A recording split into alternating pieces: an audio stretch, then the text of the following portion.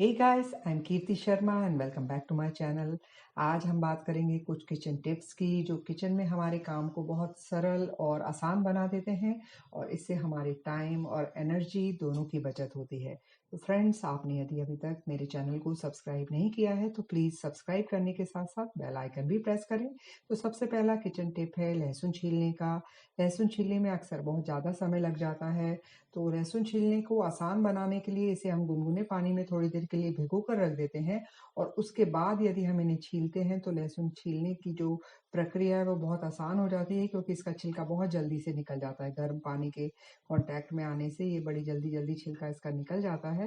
तो इस तरह से लहसुन हम जल्दी से छील कर और फ्रिज में स्टोर करके रख सकते हैं और जब भी हमें आवश्यकता हो हम इसे यूज़ कर सकते हैं। ऐसे ही लहसुन की कली को यदि हम गर्म तवे पर थोड़ी देर के लिए भून लें और उसके बाद भी इसका जो छिलका है बहुत आसानी से निकल जाता है। तो ये टिप बहुत काम की है और लहसुन छीलने की जो देसी लहसुन होता है उसे इस तरह से हम बहुत जल्दी से छील सकते हैं, क्योंकि उसकी कलियां छोटी होती हैं। ये जो तवा है किचन में, ये हमारा कई बार बहुत काला हो जाता है, तो उसे साफ करने के लिए छोटी सी चीज़ें, दिया जो हम सबके घर में होता है, पुराना दिया है, और इस पे हम थोड़ा सा पानी डालकर इस दिए से यदि रगड़ते हैं तो हमें साबुन की भी ज़रूरत नहीं होती है और ये हमारा तवा बहुत अच्छे से साफ हो जाता है और इसके आसपास जितना भी काला जमा होता है वो निकल जाता है। तो इस तरह से आप दिए से तवे या लोहे की कढ़ाई को रगड़ें तो एकदम से ये साफ हो जाता है और इस पर फिर जो रोटी बनती है वो बिल्कुल भी नहीं चिपकती है। तो इस तरह से हम लोहे की कढ़ाई या तवे को साफ कर सकते हैं और इस पे थोड़ा सा तेल लगा के रखें ताकि इस पे रस्ट ना लगे। किचन में थर्ड टिप है कि हमारी जो मिक्सी या ये जो भी किचन के अप्लायंस होते हैं उन्हें हम जब रखते हैं तो स्लैब पर आसपास सफाई यदि हमें आसान करनी है तो हम किसी चीज पर, जैसे कि ये मैंने पटिए पर रखा है अपनी मिक्सी और केटल को, इससे रखने से ये फायदा है कि एक तो दिखता अच्छा है और दूसरा नीचे कोई भी गंदगी नहीं होती है और क्लीनिंग का जो प्रोसेस है वो बहुत आसान हो जाता है। नीचे हम आसानी से साफ कर सकते हैं, ऊपर एक मैट भी बिछा दी है।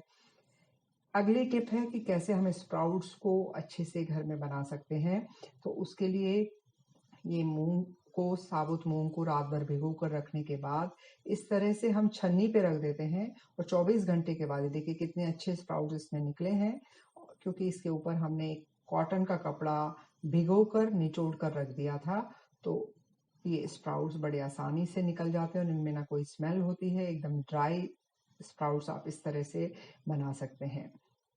इसे आप अंधेरी जगह पे रखें। और अगली टिप है कि कैसे हम अपनी वेजिटेबल ट्रे को साफ सुथरा रख सकते हैं। उसके लिए इसमें नीचे आप एक मैट बिछा दें। इससे दो फायदे होंगे। कपड़े की मैट है तो एक तो ये ट्रे हमारी साफ रहेगी और दूसरे अगर सब्जियों में कोई मॉइस्चर है, कोई गीली सब्जी है, तो वो इसे एब्जॉर्ब कर लेगी और सब्जियां हमारी खराब होने से भी बच जाएंगी। नेक्स्ट टिप है कि हम दालों को शेल्फ लाइफ बढ़ाने के लिए क्या कर सकते हैं। यहाँ मैंने एक कॉटन के छोटे से कपड़े में पारद की गोली, जो मार्केट में केमिस्ट की शॉप पर आसानी से उपलब्ध होती है, पारद की गोलियां हैं ब्राउन कलर की, इन्हें इस तरह से कपड़े में बांध कर रखा है तो इसमें कोई कीड़े नहीं लगते हैं और दालों की शेल्फ लाइफ बढ़ जाती है। तो आप इसे छोटे से कपड़े में बांध कर इस तरह से दाल चावल के बीच में रखें तो इनकी शेल्फ लाइफ बढ़ जाती है और ये लंबे समय तक खराब नहीं होते हैं। इसी तरह से जब हम दाल बनाते हैं तो दाल, राजमा, छोले कुछ भी बनाते तो उसे हम पहले भिगो देते हैं ताकि उसे पकने में कम समय लगे और हमारी गैस की बचत होती है। तो एक और बात हमें जो याद रखनी है कि जब हम दाल को भिगो कर रखते हैं तो पहले उसे अच्छे से वॉश कर लें और उसके बाद उसे भिगो कर रखें। अब जिस पानी में हम इसे 1 से 2 घंटे के लिए भिगो कर रखते हैं उस पानी को नहीं फेंकें, क्योंकि इसमें दाल के इम्पोर्टेंट जो मिनरल्स होते हैं वो इसी पानी में आ जाते हैं, तो उसे फेंके ना।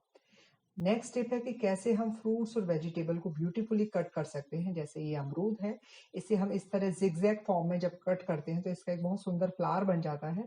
तो ये दिखने में भी अट्रैक्टिव लगता है और बच्चे जो फ्रूट खाना नहीं पसंद करते, इस तरह से जब हम उन्हें फ्रूट्स देते हैं तो बड़े आसानी से आप फ्रूट्स खा लेते हैं। जैसे अमरूद को ऐसे काटा वैसे ही आप एप्पल को भी कट कर सकते हैं।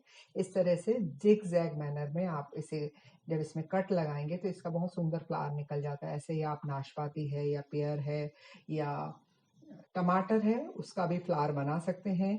तो ये दिखने में अच्छा लगता है और बच्चों को फ्रूट्स खिलाने का ये बड़ा ही अच्छा नुस्खा है। बच्चे फ्लावर के फॉर्म में जब फ्रूट्स को देखते हैं तो वो उसको खाने के लिए लालेत होते हैं। तो नेक्स्ट टिप है मेरी कि घर में हमें पॉलीथीन को इकट्ठा करके रखने में बड़ी समस्या होती है और इनकी ज़रूरत भी हमें लगती है।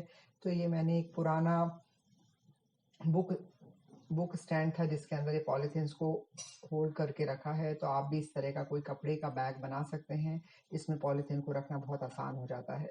घर में हमारे कप्स टूटते रहते हैं, उनके कॉर्नर थोड़े से क्रैक हो जाते हैं।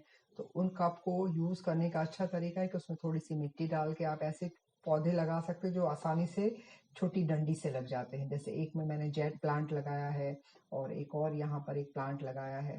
तो छोटे कप्स जो जिनके कॉर्नर टूट गए हैं, उन्हें हम इस तरह से रीयूज कर सकते हैं। एक टी सेट का मिल्क पॉट है जिसमें मैंने पानी भर के इसमें मनी प्लांट की एक डंडी रख दी थी, तो इसमें भी रूट्स निकल आई हैं। तो ये दिखने में अच्छा लगता है, इसे आप किचन में भी रख सकते हैं।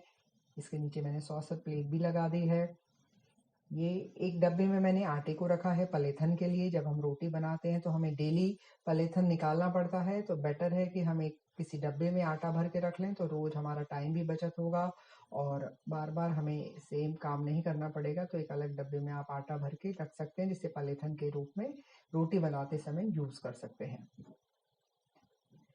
कई बार किचन में हमें कोई भी हमारी जो बॉटल है उसका ढक्कन खोलने में बहुत असुविधा होती है, जाम हो जाता है, वो ढक्कन नहीं खुलता है, या कोई दो बर्तन आपस में फंस जाते हैं तो नहीं खुलते हैं।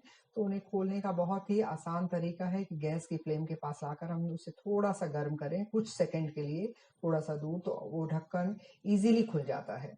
केवल कुछ सेकंड आपको हीट लगती है, तो ढक्कन थोड़ा दूर से आप गर्म करें तो बड़ी आसानी से हमारा ढक्कन खुल जाता है। ऐसे ही जो दो बर्तन जो जाम हो गए थे वो भी एक दूसरे से अलग करने का बहुत ही आसान तरीका है कि थोड़ा सा हम गर्म करें, या इसके ऊपर आप गर्म पानी भी डाल सकते हैं।